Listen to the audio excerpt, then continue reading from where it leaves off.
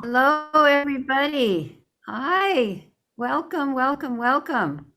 Thank you for joining us today for this super amazing, wonderful, remarkable conversation with a superstar friend of ours, which I will introduce in a moment. But first of all, welcome to everybody who's here.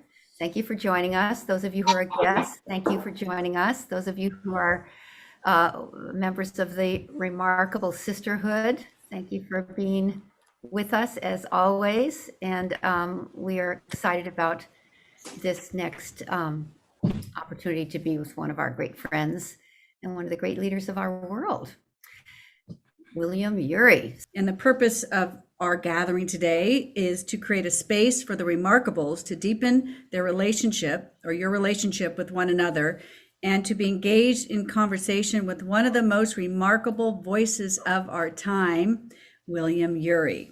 So I love that everybody's here that is here. So we're going to have a conversation with William, and he's on the screen. You can find him if you look, and we'll probably spotlight him once it's his turn to talk. I'm just so fortunate to have known her for, I don't know, many years. And William Ury is the co-founder of the Harvard Negotiation Project, and he's the senior fellow there now. And he's one of the leading mediators and negotiators on this planet. And I'm not kidding about that. He's trained as an anthropologist. He has a PhD from Harvard, where his skill and capacity has been tested is in all the major conflicts on this planet, wars, horrendous strikes, coal miners' strike. He's worked on the conflict in Syria, conflicts in the Middle East. He negotiated the peace treaty in Colombia with the president there. He has received so many awards that it's incredible to list them, but one is the Distinguished Service Medal from the Russian Parliament for the work he did during the Cold War. He's averted nuclear war. I mean, really been one of the people who's averted nuclear war. I'm not kidding. And he also founded something called the Abraham Path, which when you have a chance, look it up online and you'll see it's an incredible path walking through the Middle East, really experiencing all the different cultures and all the conflicts that have come from that region and how to hold conflict. He wrote Getting to Yes. He wrote No, the Power of a Positive No, The Third Side, Getting to Yes with Yourself. Any book you read by William Ury will make you smile, will make you realize how important it is to know in a way that's the yourself and how powerful to yes can be. So, and he's a friend and an ally, and now he's working on all kinds of things, including our current climate crisis, which is an area of great concern for all of us, as we know. And he loves women. That's a good thing about him. So it's so great that that he said yes to our request to have a conversation with these incredible, remarkable women, William, who you already probably love. So, and then Carolyn's working very closely with him right now, so she wants to say a few words too. Well, I'm just delighted to introduce William to you. I actually met William through Lynne around a conversation about what are the massive collaborations that need to be done in the world. And both my husband, Rob, and I fell immediately in love with William and said, okay, whatever we can do to help, we are. And that has given us an opportunity to work very closely with William. I chair your little team, William, around supporting the work of solving intractable problems. And what I want to just tell you about William before we go into a conversation is he's one of the kindest human beings I know. William, you are. And I know that complete kindness, that complete commitment to a win-win-win situation, no matter what, personally, in society, that you lead with your heart. And that's just one of the many, many, many things I love about you, William. So I want to start, William, with this question about being a possibilist, because you have been on this journey of just believing that the impossible is possible all your life. And you really stand in that place. So what are you learning now as we just think about just this last year and what we've all been through? What are you learning about being a possibilist? Well, thank you, Carolyn, and thank you, Lynn. Thank you, Sarah. Thank you all. It's a real huge privilege to partake in this conversation of remarkable women, which I can see you all are.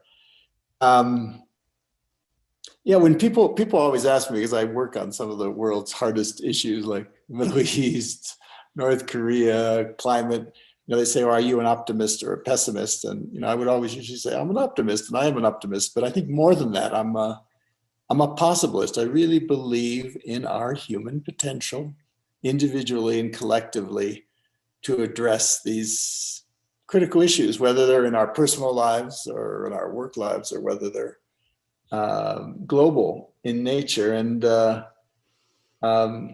actually, I think I might just tell a story, which is kind of in the 40 years I've been wandering around the world as a wandering anthropologist, trying to figure out how we humans can learn to live with each other without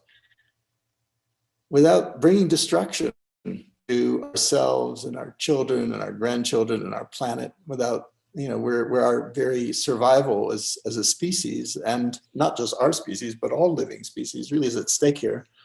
What is the secret to peace? What's the secret to us being able to live together at all dimensions of our lives? And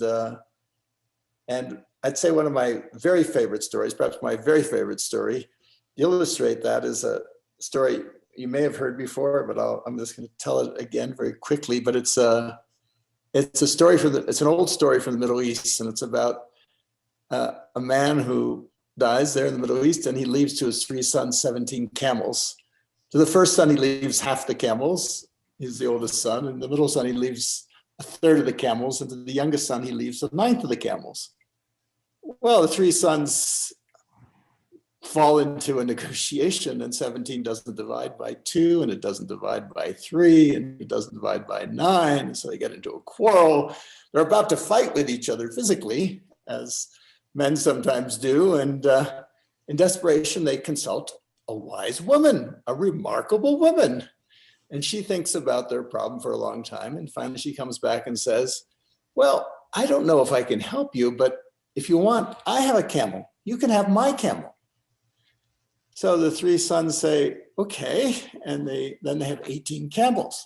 Well, 18 as about does divide by 2. And so, half of 18 is 9, and 18 does divide by 3, and a third of 18 is 6, and 18 does divide by 9, and a ninth of 18 is 2. If you add 9 and 6, you get 15 plus 2, 17. They have 1 camel left over. They give it back to the wise woman. Now, if you think about that story for a moment, I think it resembles a lot of conflicts we get involved in. Is you start off with some impossible situation. There's 17 camels. How are you going to divide it up? And somehow what we need to learn to do is exactly what that remarkable woman did, which is to step back from the situation, go to a place I like to call the balcony, like imagining that you're on a stage watching the situation, and see if you can help come up with an 18th camel. And that's really in some ways, what I've spent my life doing, is looking for where's that 18th camel in all of these very difficult situations that we face.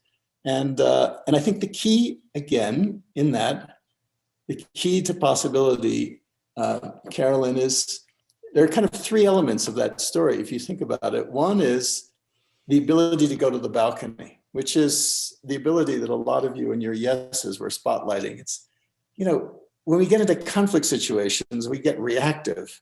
As Ambrose Bierce once said, when angry, you'll make the best speech you ever regret. And so the ability to go to the balcony is key. So it's the work on yourself. Getting to yes with yourself is really the first and primary work we need to do. Then there's the work with the others, to try to reach an agreement. And since a number of you are there in San Francisco, I like to think of the Golden Gate Bridge, building a bridge to the other side, trying to get to agreement with them. That's the 18th camel in some sense, coming up with a solution like that and a process. And then the third element, which we often forget, is that in that story, there's a third side, who is the woman in this case. And that third side, that third party turns out to be critical in all of these negotiations. And that third side is the larger community. It's the people around us. It doesn't have to be a professional mediator, but just like the people around us, our friends, whatever, who can play that role of holding us as we're in a difficult situation, who can give us advice and help us get to yes. So you need the balcony, you need the bridge, and you need the third side. And if you imagine the Golden Gate Bridge for a moment, you know that there's the bridge, right? But it has these two pillars, which are, first is the balcony is a very important pillar, that work with ourselves. And then there's the work with the whole, which is the third side, so that we can get to, I think, actually we need to, I'm a possibilist, and I think the way we actually approach these issues is we make the issues even more difficult. We expand them. In other words, we don't go just for a win-win, which I've worked on a lot, a win for both sides. We need that third win. We need the win-win-win, a third win, which is for the whole family, for the whole community, for the whole neighborhood, for the whole society, for the whole planet. We need those win-win-wins. So we have to be more audacious even in our negotiations if we're going to succeed for the planet. So William, I love the methodology of the balcony, the bridge, and the third side. I'd like you to just share one tool that you use all the time, and I know that you used it to a great extent in North Korea, South Korea situation, which is the practical nature of a victory speech. Will you just share a little bit about that? Sure. I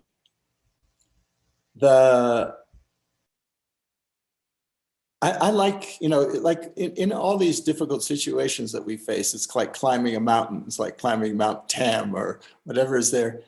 Right now I'm in the Colorado mountains and I'm looking up at these distant peaks here, white covered, snow covered peaks. And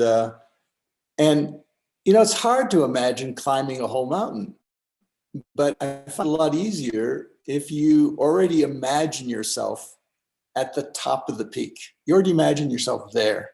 You already got there. And then ask the question, how did I get there? So in other words, to work backwards from the goal.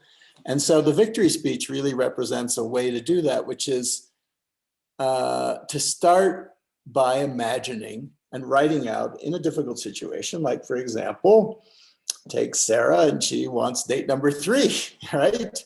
So imagine Sarah writes out the victory speech for this magical person. And he says, I would love to go on a date have a third date with Sarah.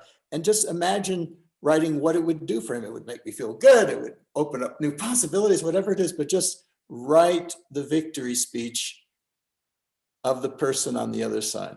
Write their victory speech. Make it easier. Think about how you can make it more attractive and easier for them to give that victory speech. And people always have a victory speech to give. It might be to themselves in the mirror, but oftentimes it's to their friends, to their family, to their constituency. Write down their victory speech and then think of your job as, how do I help them deliver that victory speech? So that, Carolyn, in the case of North Korea, the first thing when it looked in 2017 like we were headed towards a nuclear war with North Korea, the United States and North Korea, was I sat down and tried to write out President Trump's victory speech and Kim Jong-un's victory speech, the two leaders, and try to imagine that instead of going to nuclear war, they could actually meet with each other, or get to an agreement. But think about what would be in that victory speech. And it forces us to really put ourselves in the shoes of the other and imagine what a victory for them would be. Now, of course, it has to be a victory for us. So I think you should follow that up by writing your own victory speech. Sarah should write her own victory speech. And then in a lot of situations, I would even add, write a victory speech for the whole. Like in your situations, like for example, in North Korea, think about the children who would suffer hugely. Everyone would suffer hugely, but take a child for a moment, and what would be the victory for them if in fact we were able to avert a war? So think about the whole as well as both parties. Write 3 victory speeches. Okay. Wow, that's so cool. I love that. Well, I want to ask you, um, the role of women in peacemaking. You know, we have the great privilege, some of us here, of working with the Nobel Women Peace Prize laureates that have formed an organization called NWI, Nobel Women's Initiative. And they have noticed that for many, many, many, many years, very few women won the Nobel Peace Prize. They kind of noticed that. They thought, wait a minute, women have a role here. And more recently, more and more women have been named as the recipients of the Nobel Peace Prize, as you know. And I think that's emblematic of our times, that we're starting to, we being the whole human community, starting to realize how critical the role of women, or the feminine, you could say, in all of us is in finding our way to peace, or making peace, or living in peace. Or you could feel the heart, which I know is one of my favorite things about you. So, and since most of us are women here, if you could talk about women's role in the peace process in the world today. Well, thank you, Lynne. I don't think it's possible to underestimate the importance of women in making peace in the world.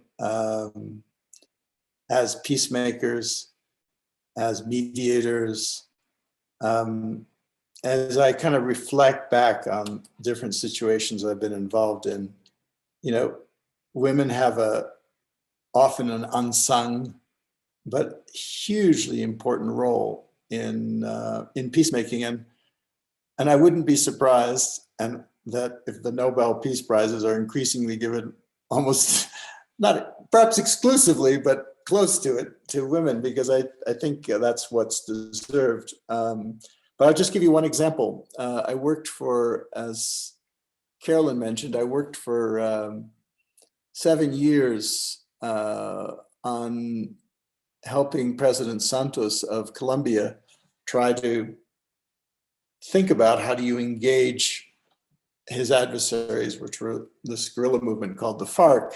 There'd been a 50-year civil war in Colombia, 50 years of civil war, hundreds of thousands of deaths, millions and millions of victims. And I would say easily the majority of victims were women and children in the end, because they get displaced and so on. And one of the things that was most poignant and most successful in that process was an innovation, which was to bring groups of victims, people who had suffered deeply in the war, to the place of negotiations, which was in Havana, Cuba, to actually bear testimony to the negotiators on both sides and say, this is what we're trying to deal with. And there was a lot of resistance to that, because people thought, oh, this is going to be a distraction, or the victim's going to call for vengeance. The great majority of victims who were selected in these delegations, the majority of them were women, often women of color, actually. And to everyone's surprise, they turned out to be the biggest advocates, not just for vengeance, but for the necessity, the urgency of reconciliation and peacemaking, and played an enormously important role. And they helped, it was all reflected back by media back to Colombia, and it help public opinion adjust the idea of making peace with a guerrilla group that had committed a lot of atrocities, and so had other parties in the conflict, including in the military and so on. So it was, to me, a vivid example of people who had lost their children, lost their husbands, lost their sons, their brothers. They themselves had suffered hugely. So I think, and I also think at the table itself, It's just hugely benefits to have women at the table who have a natural gift for relationship forging, for trust building, for communication, for creativity that is so needed at the peace negotiations table. We see in so many of these what are called peace talks, an entire phalanx of men sitting around the table, many of them in military gear, and it's just shocking to not have women at the table when you're negotiating these amazing conversations that you often mediate. Can you sometimes require that there'll be women at the table to make the conversation more heartful, more compassionate, with more forgiveness?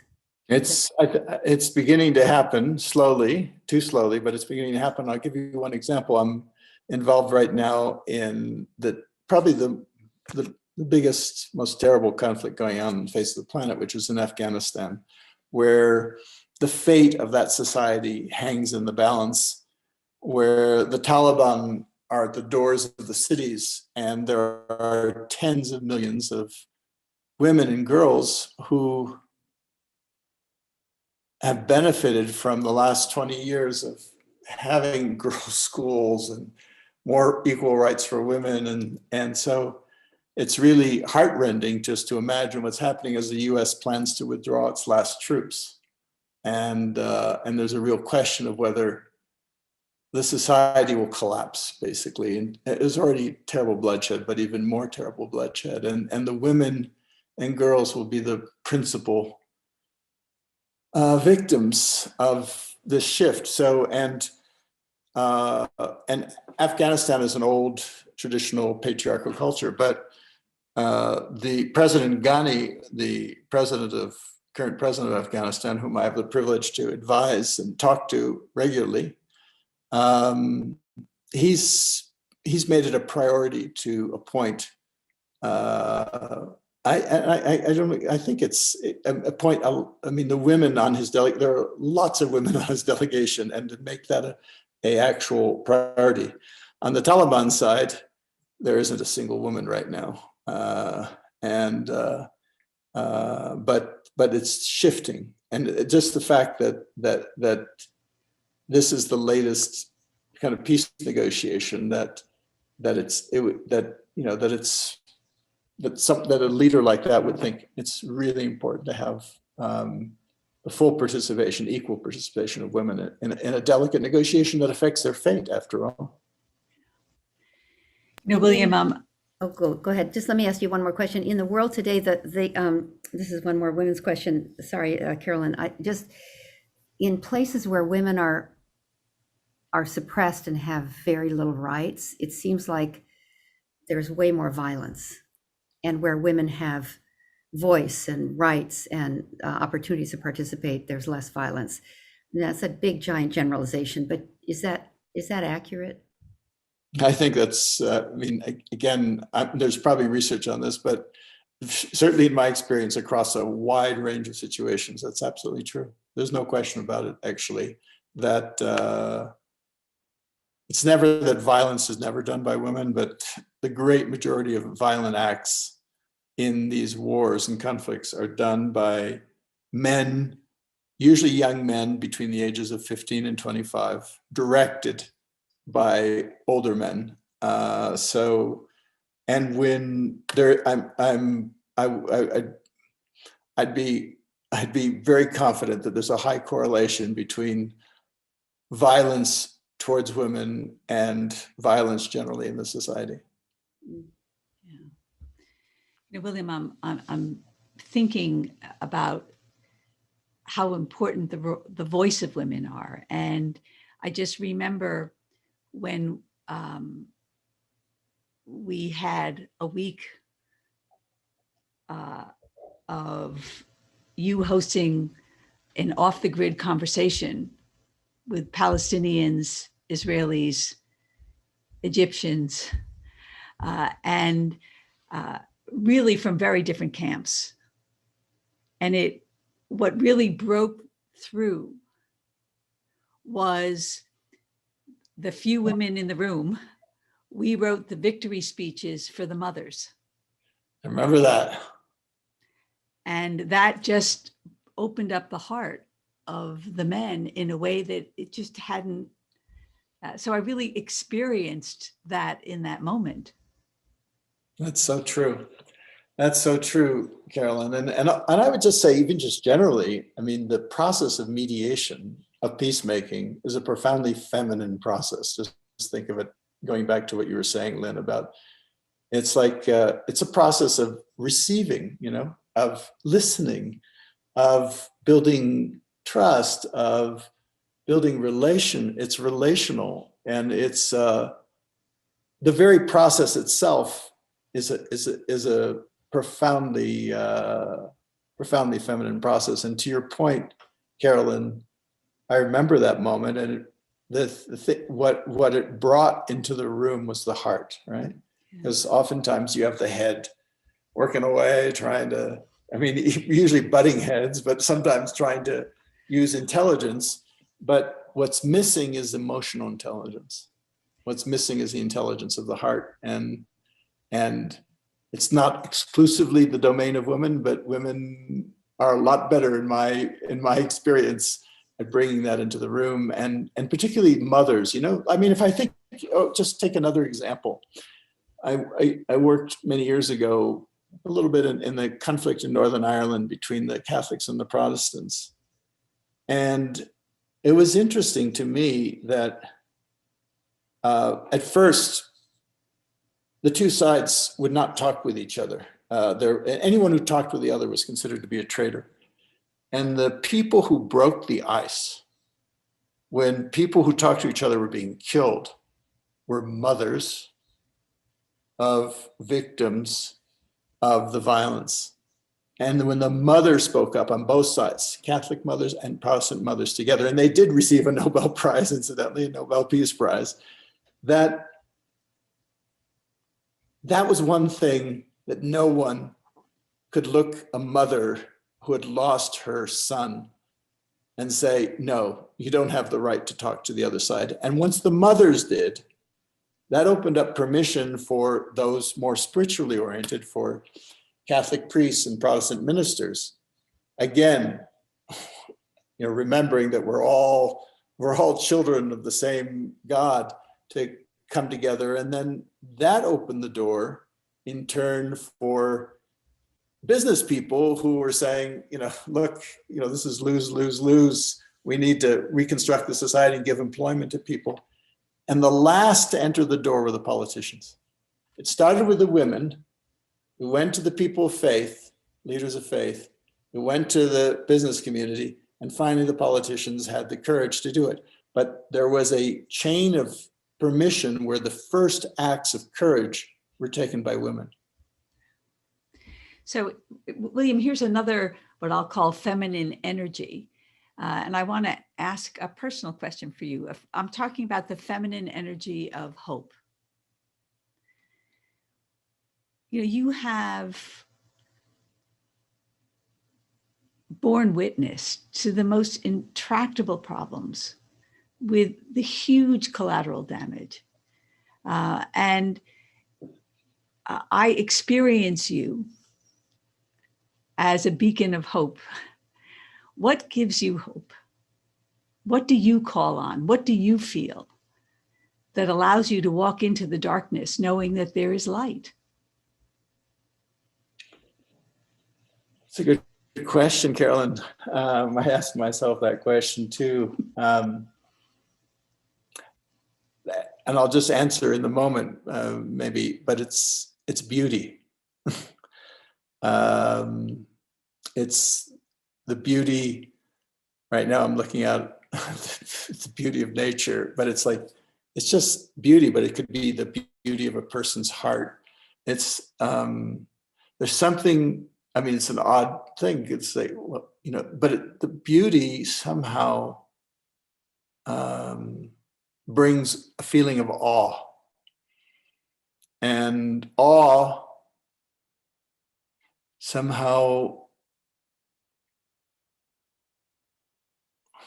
somehow puts everything else in perspective, that it creates an aura or a context within which then which allows hope in the most desperate of circumstances. And I'll just say something also personal. Like in the last few weeks, for some reason, I've been I've found some long lost cousins, and I've been sent 2 diaries of women. One was a diary of a woman whom I didn't even know about, a first cousin of my grandfather, who survived the Holocaust in a little town in eastern Poland. Her name was Gitla. And it's a diary that she wrote. There were 18,000 Jews in that town, and I don't think more than 300 survived the war. And it's one thing somehow we all know about the Holocaust, but it's like, it's so personal. It's like, this is my grandfather's first cousin, whom I didn't even know existed. I never know, and she never published the diary. It's just her granddaughter found the diary among her papers, and it's slowly being translated in Australia. But it's a first-person account, and she was a seamstress. She survived because she made dresses that the German officers' wives liked. But it's a first-person account, and it is an account in the end of hope and resurrection. And then, if that wasn't enough, just about a week later arrived another diary of a woman named Shani, who was a great aunt of mine, whom I didn't know, or half aunt, who I didn't even know, who in 1931 wrote a diary of what it was like to live through a pogrom in 1906, which sent the whole community fleeing to America. But it's so sensitively and beautifully written, because it's one thing to kind of think back to your ancestors or your family heritage, but it was so beautifully and poignantly written. But it is a story of hope. I mean, it talks about the trauma of, like, there was one moment when they were hiding. They were hiding in their house, and they could hear the gunshots and the mob coming, and they were right at the door, and they were breaking down the door. And her father was reciting the prayers that you say just before you die. And this mob was doing such terrible things. They were using nails to bang them through people's eyes. I mean, just you can't imagine how awful it was. And she blanked out, and she woke up, and her mother, again, the role of women, her mother had confronted the mob, and just who included neighbors, and just like, what are you going to do? And somehow the mother saved their lives. And then it ends with them coming into the New York Harbor and the Statue of Liberty, and looking for a place of hope. And then that's the word she used, hope and whatever. But I'm still sitting with the stories of these 2 remarkable women who carried hope out of utter despair, utter trauma. Oh my God. Wow, I almost want a moment of silence for that. Holy cow. Wow. Because it's almost Earth Day, I'm going to ask you to turn your attention and your heart and your wonderful being to our climate crisis, and where you are with that. I mean, I was lucky enough to have a conversation with you not that long ago with Bob Oyster, and you talked about where you are with that a little bit. But I'd love for you to talk about that. I particularly might mention the role of Indigenous women, because that's close to my heart, of course, with Pachamama Alliance. I've seen in Ecuador and in Peru, the Indigenous women that now have found their voice, moving to the front lines in conversations and protests with the government, with their babies on their backs and pregnant with another one. And, you know, just amazing, courageous women who don't speak Spanish, who have never been educated, taking the lead in some of these negotiations, just kind of amazing. So, and the Indigenous relationship with the natural world, which is so powerful to tap into now. When you talked about beauty, I thought, is that where we need to go to find our way with the climate crisis, the beauty, the awe of the natural world that reminds us that this is, you know, this is God somehow that we're desecrating and ignoring and denying its future relevance to life itself. So I don't know. Just want anything you want to say. Yeah. That climate Well, crisis and your work there and what you see. yeah. One thing is to understand the crisis is a crisis of a huge imbalance of the masculine versus the feminine in this world. Because in terms of what's our relationship with Mother Nature, right? And there's a kind of, because there hasn't been an equality in the relationship between the masculine and the feminine, and the masculine is preponderant, you know, then you see more aggression and more aggression towards Mother Nature in that sense. So the role of women and the voice of women is so critical to restoring the right relationship we have with the environment, with nature. And the other thing I'll just say is, I was just speaking about Colombia, but towards the very end of the process, I'd always wanted to go visit a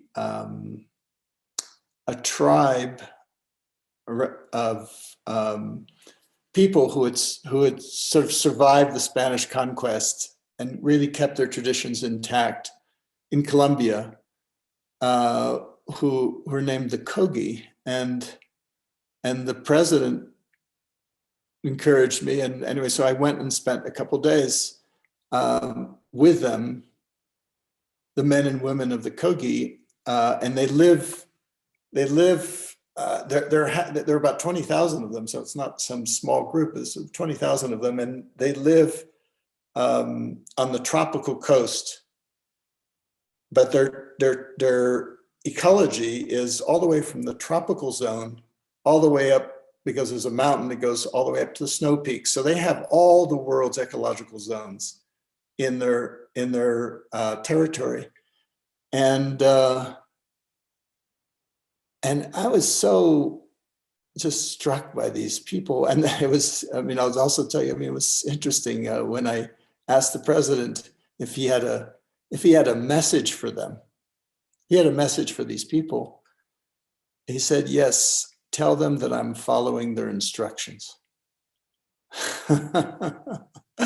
And because I only found those out, but before he was inaugurated in the capital in Bogota.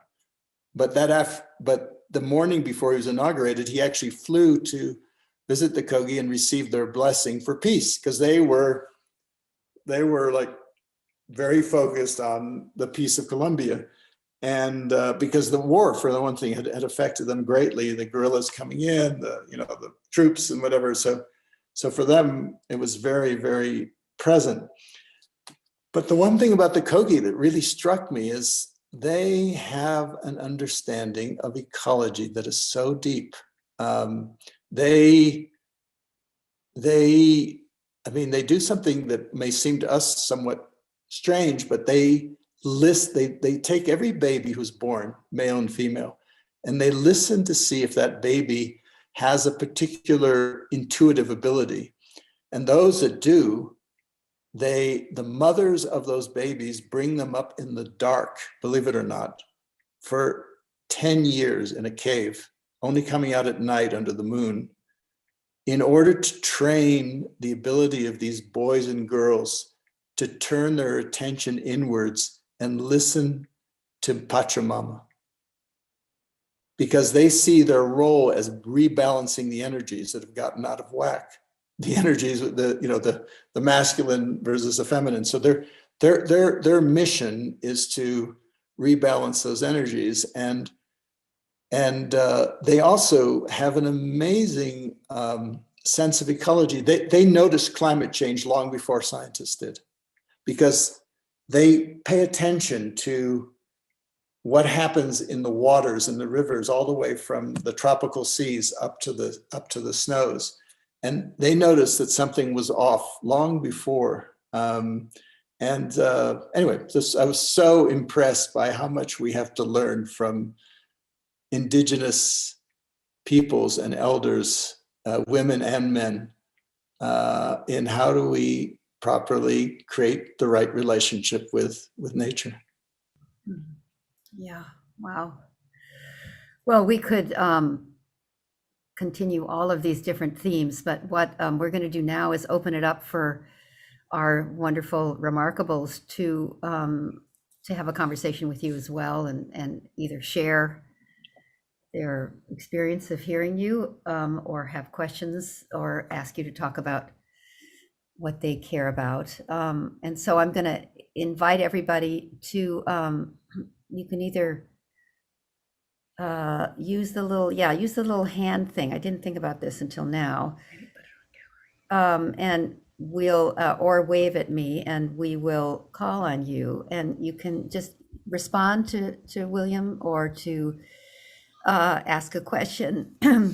So we'll start with Molly and then Deb. Those will be the first two. So Molly. Thank you Rizzo. so much. And thank you so much for everything that you've shared. My question has to do with this the current wave of API hate and violence, particularly against elderly Asians and Pacific Islanders. And I'm wondering, what can I do, or as a white identified person, or what can we do, everybody, BIPOC? And I just would love any thoughts that you could offer. Yeah.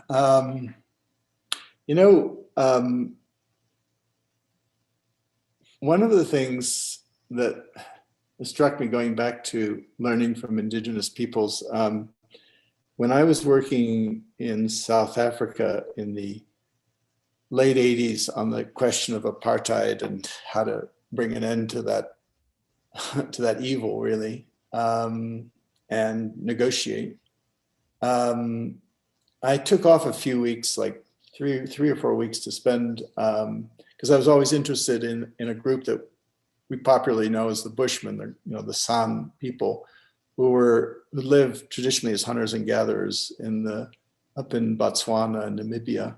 They lived actually all around South Africa. Originally, they were the indigenous people of Africa. And I was really struck. I wanted to understand more how they deal with conflict. And all the men have these poison arrows that they use for hunting.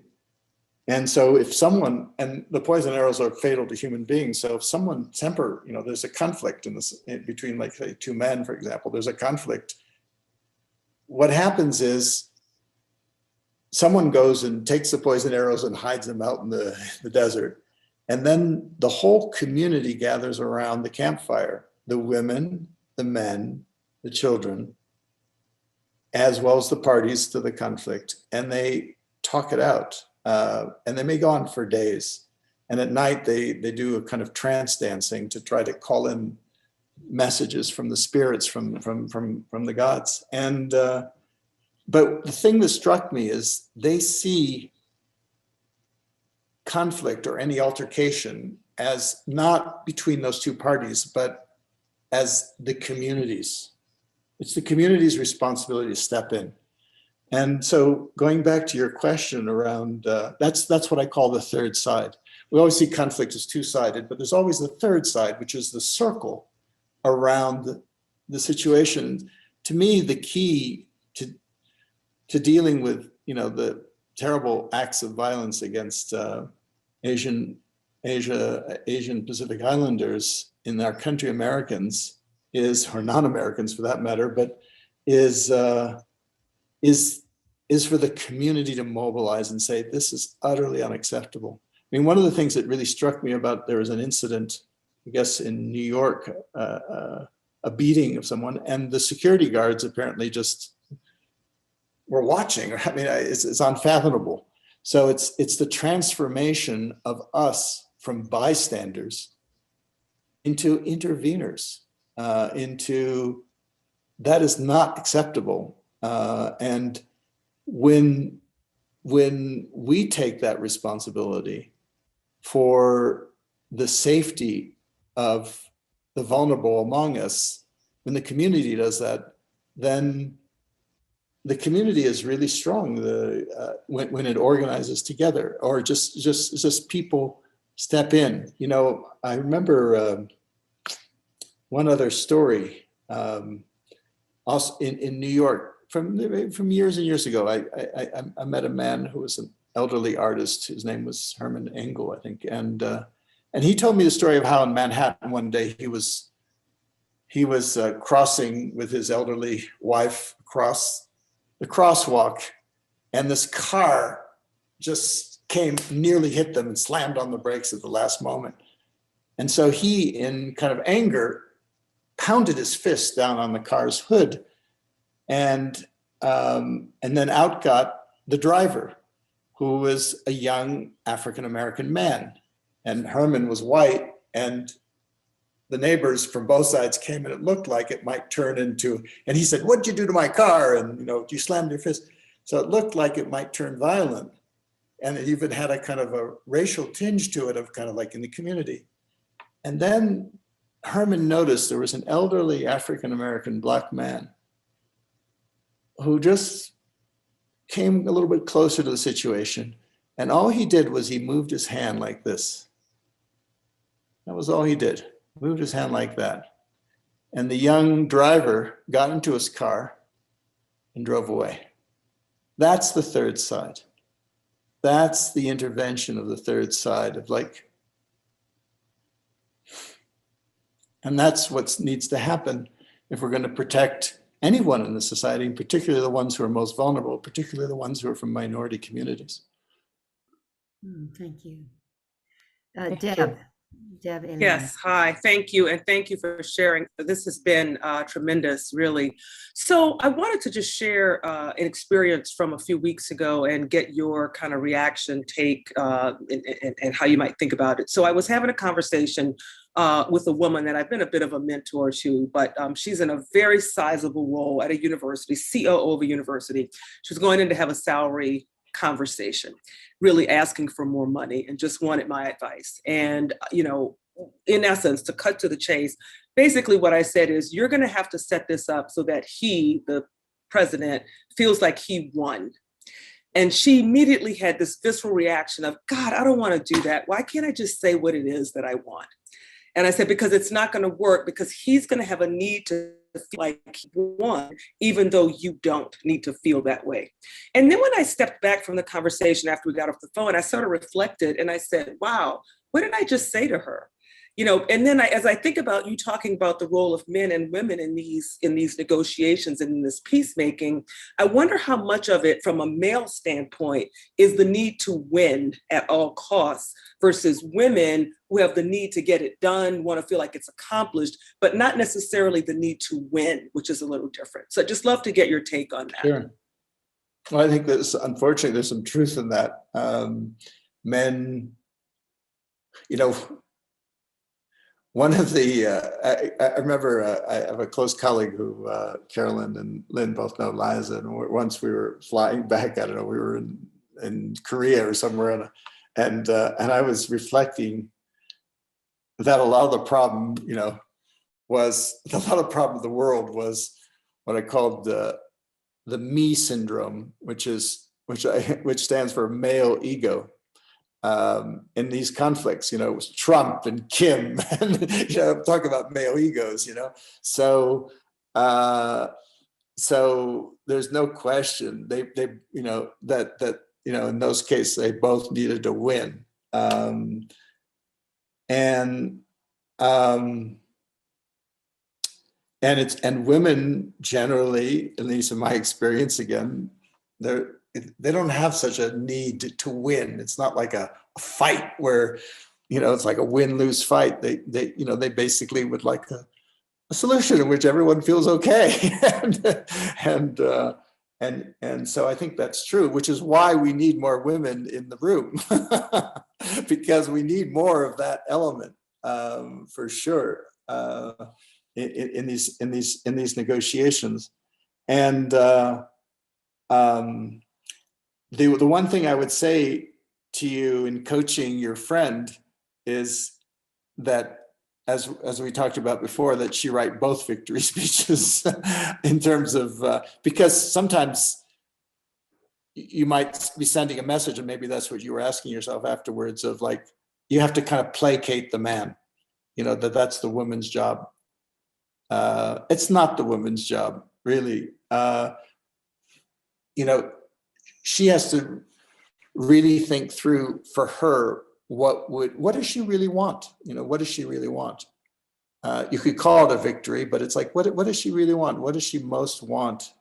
Why does she want that salary raise?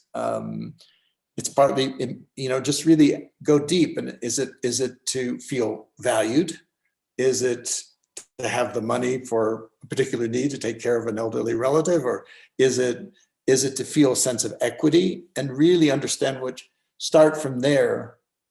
Because she has to emerge from that feeling like she stood up for herself and stood up for something that was important for her.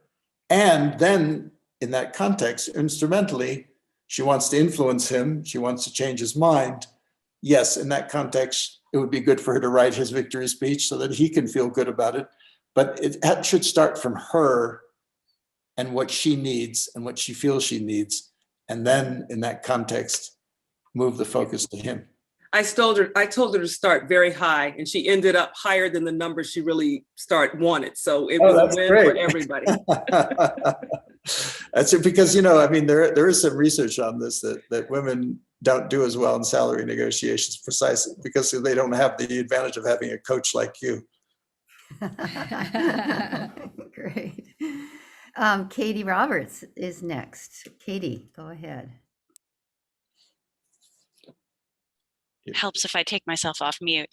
Well, thank you so much. This was great. And I just want to say thank you for all your work in Afghanistan. I was deployed there in 2011 and 2012. And so I'm still involved in a foundation there. So thank you for all the work.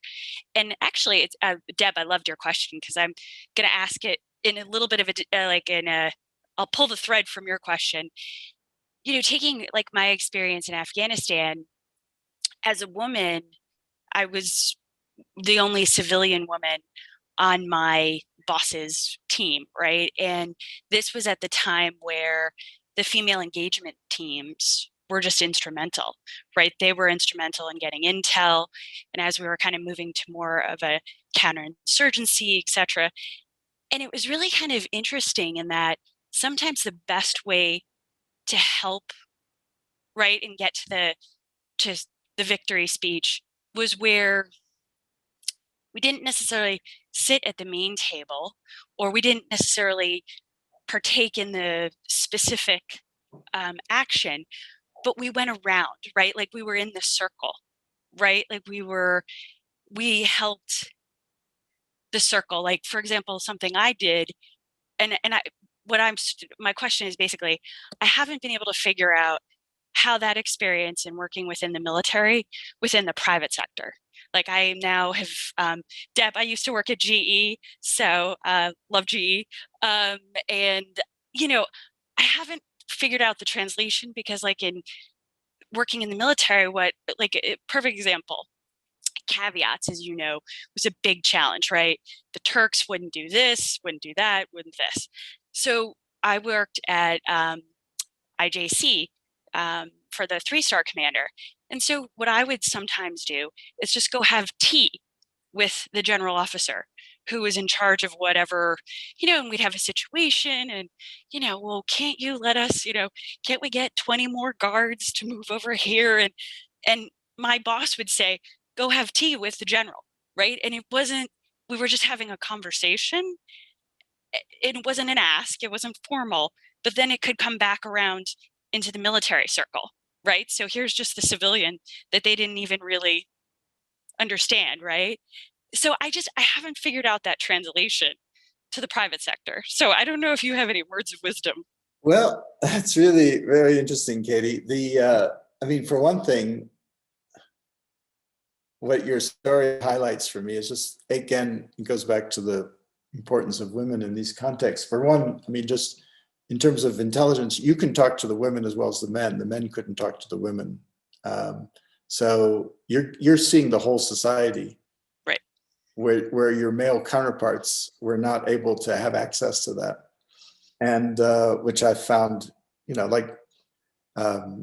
work on this Abraham Path, this long distance walking trail, like an Appalachian trail across the Middle East, and we go. And interestingly to me, I mean, this is walking across the Middle East, and I would say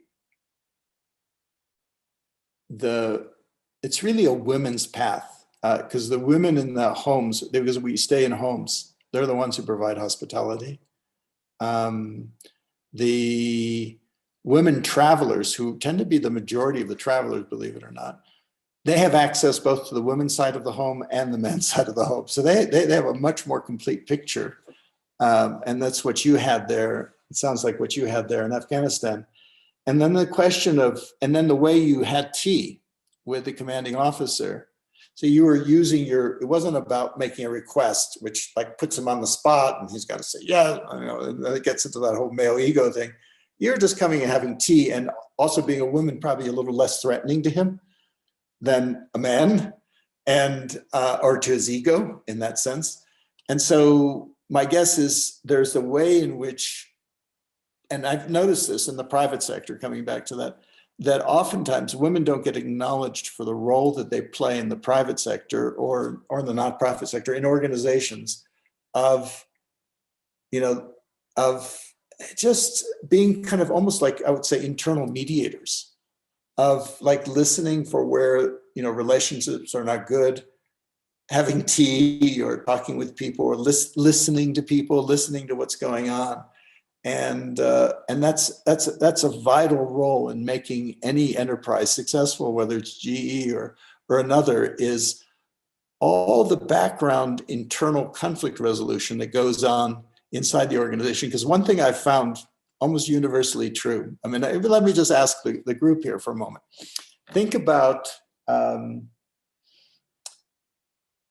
negotiations that you get involved in at all kinds. It could be in the family, it could be in the work, could be in the community.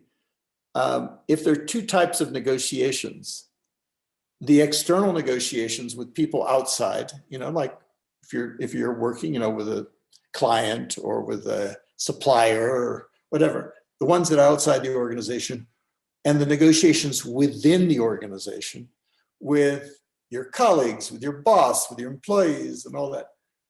Of those two, which do you find to be more challenging, the external negotiations or the internal ones? What would you say? If you just put up your hands, external negotiations, which do you find those more difficult? And how many would put up your hands for internal negotiations, right? There you go. So it's, we have, we're even developing like systems of mediators for external negotiations, but who are the internal mediators for the situations that really matter?